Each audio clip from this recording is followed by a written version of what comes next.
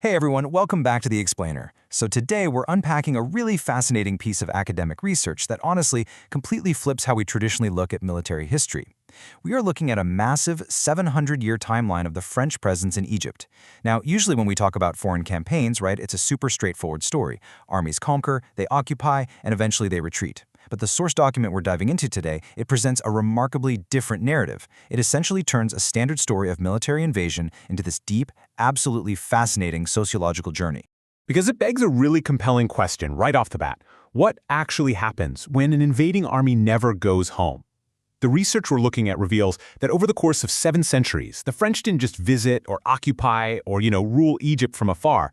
They were slowly but undeniably absorbed by it. Okay, let's dive right into this. Here's our roadmap for today. We're going to cover prisoners to citizens, Napoleon and the elite, the cosmopolitan era, the 1956 rupture, and finally, the enduring legacy.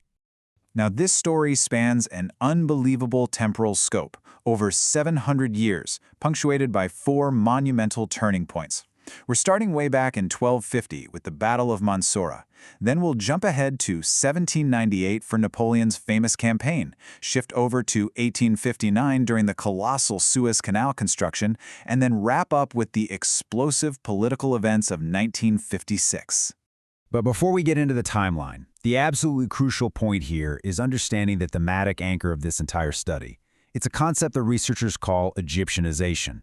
Basically, this is defined as the sociological process where a foreign invader, a soldier, or an expatriate is completely absorbed into the social fabric of the host culture. It's like a cultural sponge effect. This highlights Egypt's incredibly unique cultural strength, its historical capacity to take adversaries and outsiders and transform them into everyday, fully integrated citizens. All right, starting with part 1, prisoners to citizens.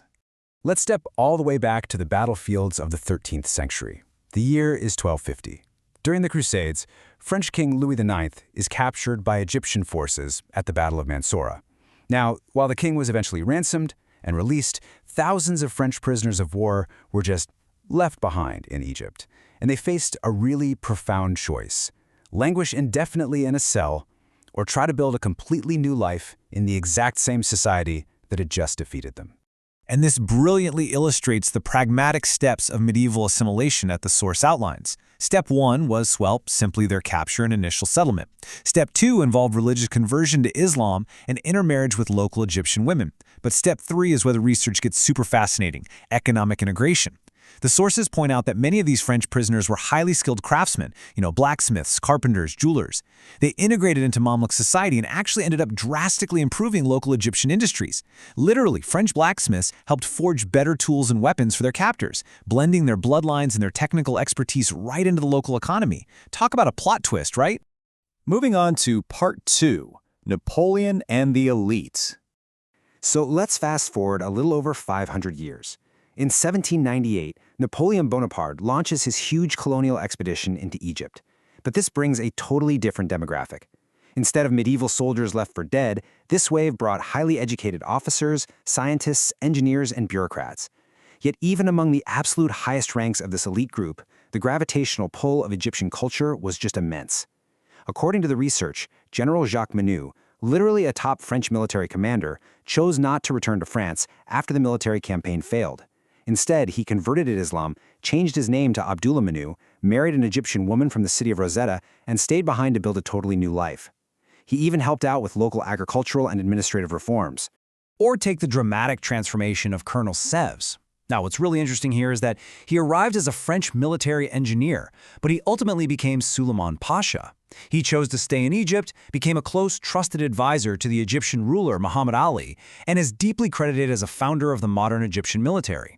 He married locally, integrated entirely, and never went back to France. He lived out his days and was buried in Egypt as an Egyptian hero. This wasn't just low-ranking soldiers assimilating out of sheer desperation. This was the French elite actively choosing to become the Egyptian elite. Which brings us to part 3, the cosmopolitan era. As we push into the 19th and early 20th centuries, massive infrastructure projects like the Suez Canal brought a fresh, enormous wave of Europeans to Egypt. But the dynamic shifted big time. It went from organic integration to intentional segregation, heavily enforced by a system known as foreign capitulations. As defined in the source, these were historic treaties with the Ottoman Empire that granted foreigners legal immunity, tax exemptions, and diplomatic protection from local laws. Impartially speaking, this meant that French and other European expats essentially lived in a legally protected bubble. They literally couldn't be taxed or tried by Egyptian courts. Entire cities, like Ismailia, were built with completely separate European-style neighborhoods where foreigners lived totally above the local law. The stark contrast between these two eras is honestly incredible. Pre-19th century, the trend was integration, intermarriage, and a shared culture.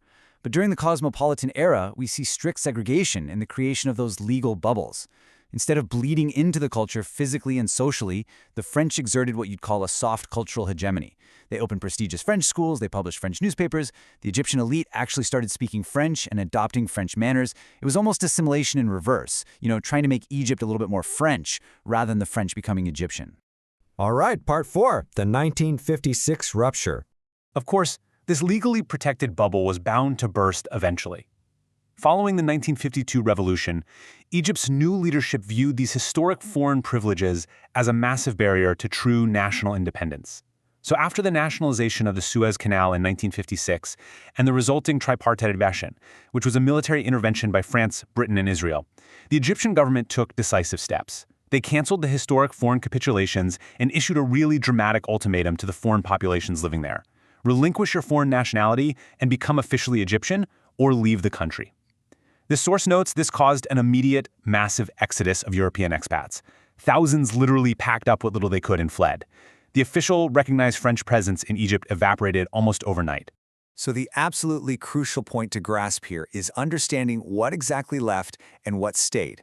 Yes, the official, passport-holding French identity vanished. Yes, there was a mass departure back to Europe. But remember those centuries of intermarriage from the medieval times and the Napoleonic era? Countless generations of mixed heritage remained behind. They didn't leave because, well, they were fully culturally Egyptian. In fact, many of these hidden French descendants were entirely unaware of their French DNA. They spoke only Arabic, practiced local religions, and were woven completely into the fabric of Egyptian society. The genetics remained, even if the official identity was totally gone. And finally, part 5, an enduring cultural legacy. Bringing this explainer right into the modern day, we see that even though official French citizens were gone, their cultural fingerprints remained absolutely everywhere. Just look at everyday Egyptian Arabic spoken on the streets today. It is still deeply peppered with French vocabulary. Words like cravat for tie, mode for fashion, cinéma, and radiateur. It's like the language itself absorbed the history of these people. Then, of course, there is the physical, tangible legacy. If you walk through downtown Cairo, Alexandria, or Ismailia today, European urban planning permanently shapes your experience. The wide boulevards, the classical facades, the street cafes, they all still carry a distinctly French, Haussmann-style aesthetic. It's essentially an architectural echo of that cosmopolitan era, frozen in stone, yet thoroughly Egyptianized in how it's lived in and inhabited today.